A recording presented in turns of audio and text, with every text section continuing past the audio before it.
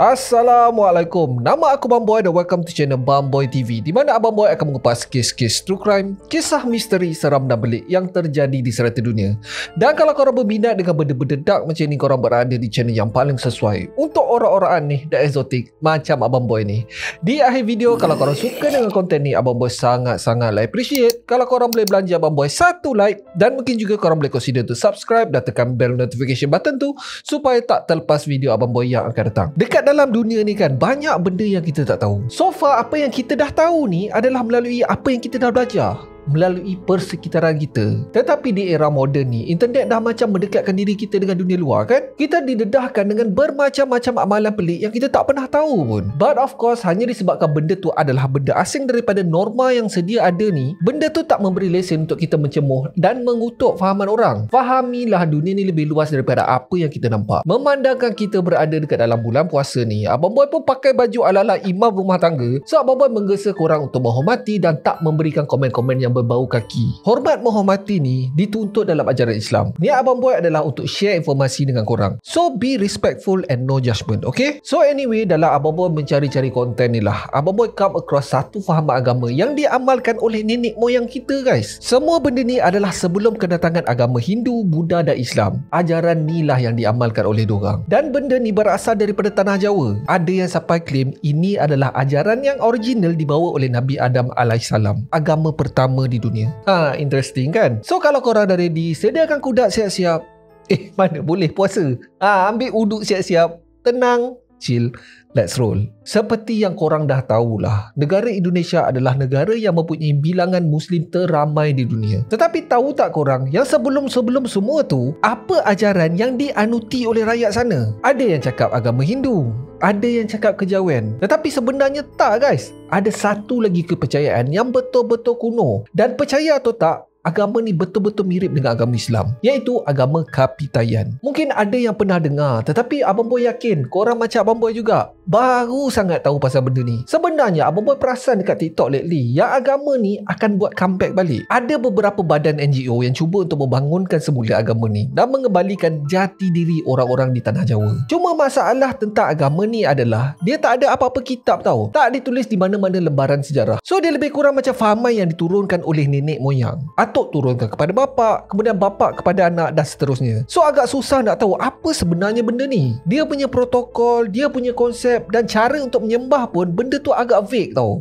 Agak sama-sama. Tetapi ada satu yang agak aneh dalam ajaran agama ni, iaitu konsep ketuhanan dia. Dia berbentuk monotheism, iaitu bermaksud menyembah satu Tuhan. Dan maksud Tuhan dekat sini adalah satu objek yang abstrak tau. Dia tak boleh dilihat, tak boleh dibayangkan, tak boleh digapai oleh minda seorang manusia. Tetapi dia ada. Dia sangat berbeza dengan agama kejawen. Tapi nantilah Abang Boy akan describe pasal kejawen kejap lagi. Perkataan Kapitayan tu sendiri berasal daripada perkataan Jawa kuno yang diambil daripada kata kunci iaitu taya, yang bermaksud tak terbayang atau tak terlihat ataupun mutlak. Basically, taya tu describe Tuhan adalah sesuatu yang tak boleh dirasai oleh kelima-lima panca indera kita. Dan lagi satu maksud taya adalah kosong, tak mempunyai bentuk apa-apa pun. Nama yang diberikan kepada entiti ketuhanan ni adalah Sang Hyang Taya, bermaksud zat yang tak terlihat ataupun zat mutlak ataupun zat tunggal. Walaupun masyarakat Jawa kuno percaya yang Tuhan tu tak terlihat tetapi patut disembah. So macam mana cara dia? Macam mana kita menyembah benda yang tak ada? So Abang Boy tekankan dekat sini, Abang Boy bukan nak membanding-bandingkan agama untuk memperkecilkan agama yang lain. Tak, guys. Ini hanya menjadi reference point dekat mana perbezaan dia dengan ajaran Islam. So anyway, konsep ketuhanan dalam kepercayaan Kapitayan ni ada dua sisi. Tuhan tu tadi bukan hanya ada sisi baik je, yang tak baik pun datang daripada dia juga. So untuk membezakan di antara kedua-dua ni adalah melalui nama sifatnya. Sebagai contoh, apa saja yang menggambarkan Tuhan ni, kuasa gaib akan dimulakan dengan perkataan tu ataupun to. Tu bermaksud zat ataupun kuasa gaib. So kalau benda tu adalah kebaikan, sebagai contoh Tuhan. Tetapi kalau benda tu mengarahkan kepada kejahatan, benda tu digelar sebagai hantu. Nampak tak? Seperti tumbal ataupun persembahan tuak, minuman yang selalu dihidangkan di majlis-majlis keramaian ataupun acara penyembahan, ataupun tukong.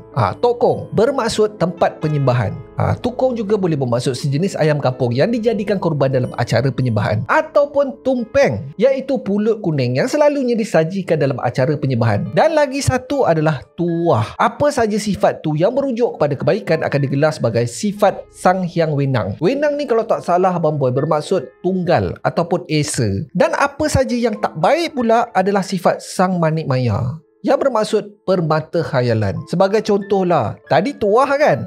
Ini tulah. Tulah sifat berlawanan. Di samping tu, penganut kepercayaan ni percaya yang Sang Hyang Taya terkandung dalam apa saja. Batu, gunung, sungai, laut, pokok dan sebagainya. So, benda-benda ni dianggap sebagai keramat. Tetapi itu tak bermaksud diorang menyembah batu atau berhala. Tak guys, jauh sama sekali. Apa saja yang dianggap suci atau keramat boleh dijadikan media untuk pemujaan. Maksud media di sini adalah perantaraan di antara manusia dan juga Tuhan. So, bermaksud diorang tak menyembah secara direct tau. Diorang menggunakan media-media ni sebagai orang tengah. Dan benda tu sentiasa berubah-ubah. Kalau generasi sebelumnya menyembah busut sebagai contoh, generasi sekarang ni mungkin akan menyembah pokok ataupun topeng dan sebagainya. So kenapa benda-benda ni semua terjadi? Dah macam menyembah pahala pun ada kan? Tetapi bukan tu je kenapa diorang menyembah sesuatu barang ataupun tempat. Ada juga sebab diorang memuja sesuatu disebabkan untuk menolak bala. Diorang percaya di samping ada satu tempat tu mempunyai keramat ataupun semangat Tuhan, ada juga tempat yang mempunyai hantu ataupun semangat yang tak baik. So diorang akan menyediakan barang-barang pemujaan tertentu untuk menolak sebarang kejadian yang tak diingini berlaku. Tak kisahlah penyakit ke, ataupun bernasib malang ke, mimpi buruk ke, kemarau ke, banjir ke, apa saja. Pernah tak korang tengok nelayan nak pergi memancing dekat laut ke, dekat sungai ke? So dia akan offer pengeras dulu untuk penjaga sungai dan laut tu. Orang-orang tua dulu ajarkan kalau kita nak terkencing dekat pusut ke, ataupun dekat dalam hutan, kena minta izin dulu. Bunyi dia macam atuk nenek yang menjaga tanah air di sini, cucu nak tumpang kencing.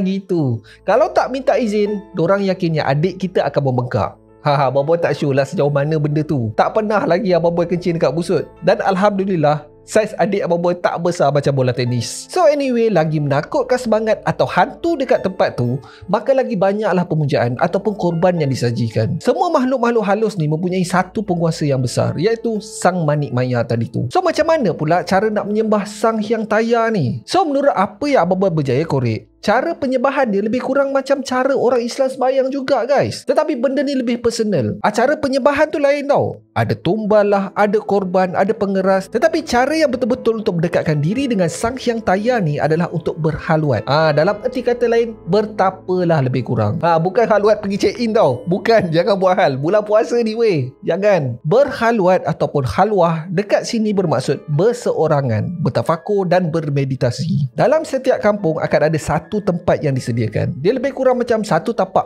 4 segi tepat yang luas tau, yang hanya mempunyai 4 tiang dan 1 atap. Seseorang tu perlu sucikan diri dulu dengan membasuh muka, tangan dan kaki, kemudiannya berdiri bertafakur. Dan bila dia merasakan zat tu dah menyerap ke dalam jiwa, dia akan mengangkat tangan dan kemudiannya meletak dekat dada. Lepas tu dia rukuk dan bersujud. Of course lah, adalah bacaan-bacaan dia. Korang kena ingat tau, benda ni diamalkan sebelum datangnya apa-apa agama besar di tanah Jawa, sebelum datangnya Islam. Tak percaya korang boleh pergi cek Wikipedia. Nak lagi tinggi level penyembahan, penganut ni disarankan untuk berpuasa pada hari-hari tertentu. Tempoh puasa tu Abang Boy tak dapat pula pastikan. Sama ada sama atau tak dengan ajaran Islam, itu Abang Boy tak sure. So level tertinggi dalam penyembahan Tuhan ni adalah apabila seseorang tu merasakan dia dah bersatu dengan Tuhannya. Tahap ni dipanggil Manunggaling Kaulo Gusti.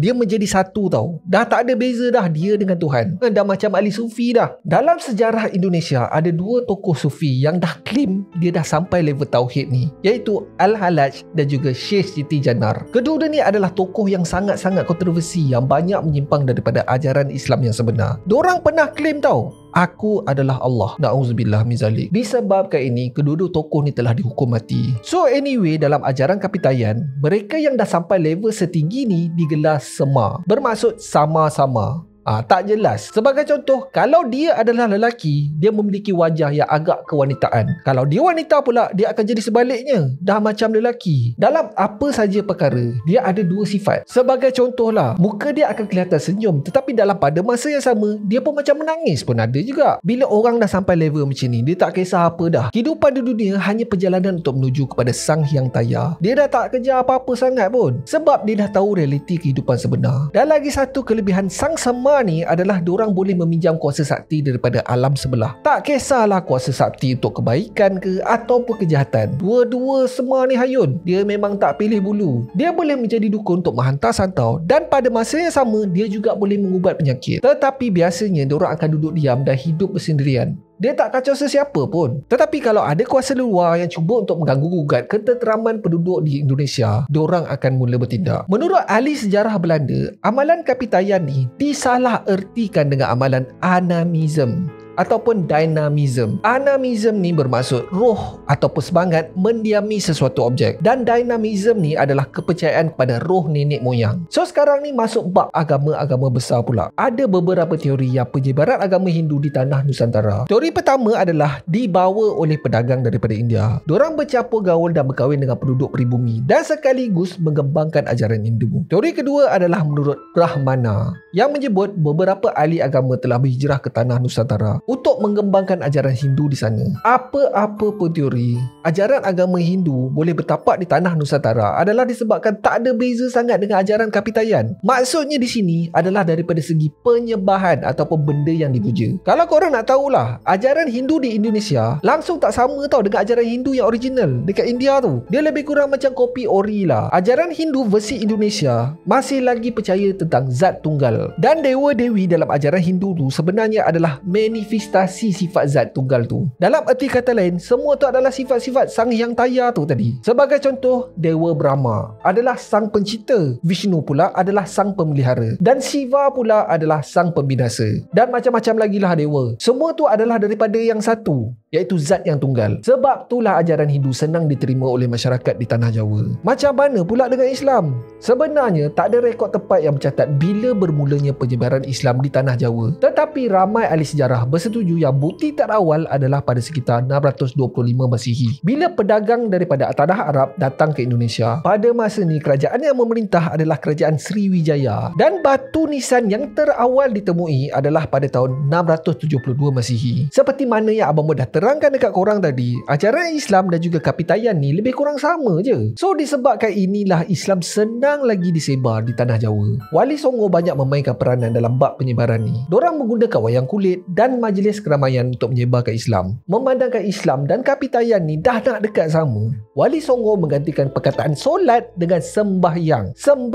Hyang bermaksud menyembah Tuhan ataupun zat. And of course lah, dalam konteks Islam, menyembah Allah yang Maha Esa memang berlainan, memandangkan kedua-duanya berkonsep kepada menyembah Tuhan yang satu. So makin hari makin ramailah penganut kapitayan ni convert menjadi Islam. Sampai ke hari ni, Indonesia mempunyai penganut Islam teramai di dunia. Hampir 87 penduduknya adalah penganut ajaran Islam. Tetapi amalan tok nenek diorang ni memang susah nak dibuang guys. Sebagai contohlah, diorang masih lagi berpegang kepada benda-benda keramat dan meminta kepada entiti perantaraan untuk menunaikan hajat diorang. Abang Boy pernah cover dulu satu adat istiadat yang menyembah kubur untuk meludaskan hajat diorang. Bukan setakat menyembah kubur je guys, diorang akan mengadakan hubungan intim dengan random strangers hanya untuk hajat diorang dimakbulkan oleh Tuhan. Dan yang mengejutkan, ramai peserta yang join acara ni adalah daripada mereka yang mengandut agama Islam. Kalau korang ada masa, korang boleh pergi tengok apa yang diorang buat dalam acara tu, menggambarkan kepercayaan diorang yang masih berpegang kuat dengan amalan kapitayan ni. Abang Boy akan letak link dekat atas ni. So anyway, kebanyakan daripada rakyat pribumi Indonesia masih lagi berpegang kuat dengan kepercayaan kapitayan yang aslinya. Bila datangnya agama Hindu, diorang campur adukkan menjadi satu, dan kemudiannya masuk pula Islam, maka bercampur sekali lagi, dah jadi satu benda yang lain pula. Bila ketiga-tiga ajaran ni bergabung, maka muncullah satu ajaran baru, iaitu kejawen. Memang pelik weh, diorang mengaku Islam, tetapi kalau tak salah Abang Boy lah, diorang hanya solat 3 waktu je sehari. Diorang masih lagi membuat pemujaan kepada objek-objek yang dianggap keramat, objek-objek yang dianggap ada roh Sang Hyang Taya tu tadi. So tak pelik bila banyak amalan daripada tanah seberang ni menyimpang jauh daripada ajaran Islam. Diorang mengaku Islam, tetapi Islam yang telah dicampur adukkan dengan amalan turun-temurun. Ada dukun, ada saka, ada santau, ilmu terbang-terbang dan sebagainya lah. Maybe lah dalam video akan datang Abang buat cover pasal ajaran agama kejawen pula. Kalau korang nak, sila komen dekat bawah. Lately ada kumpulan-kumpulan yang giat menyebarkan ajaran kapitayan ni ni di Indonesia. Di TikTok especially, menurut dorang, benda ni adalah untuk mengembalikan jati diri masyarakat Indonesia. Ada juga NGO yang tengah fight benda ni dengan kerajaan Indonesia tau, untuk menjadikan ajaran Kapitayan ni sebagai agama rasmi. Kalau korang nak tahulah, dekat Indonesia hanya ada 4 agama je yang diiktiraf: Islam, Kristian, Buddha dan juga Hindu. So sekarang ni NGO ni tengah fight untuk jadikan Kapitayan ni sebagai agama kelima di Indonesia. Dorang claim agama ni adalah agama suci yang diturunkan oleh Nabi Adam alaihi salam. Tak tahulah betul ke tak. Memang kuat tu diorang ni claim. Anyway, macam Abang Boy cakap tadi lah, siapalah Abang Boy nak judge orang kan? Siapa kita nak decide siapa yang masuk syurga, siapa yang masuk neraka? Dan Abang Boy berharap sangat korang boleh bersifat terbuka pasal benda ni dan jangan menjemuh perbezaan agama. Anggap je video ni sebagai general knowledge untuk kita. At least ada jugalah topik nak bersembang dekat mamak masa berbuka, betul tak? Jauhkan diri daripada menjemuh. Agamamu, agamamu. Agamaku, agamaku. Dan of course, Abang Boy ni tak perfect. Kalau ada info yang tersalah ataupun tertinggal,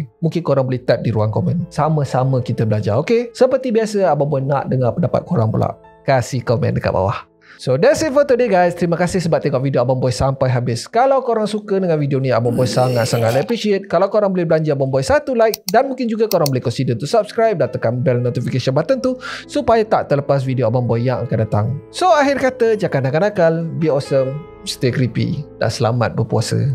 Assalamualaikum.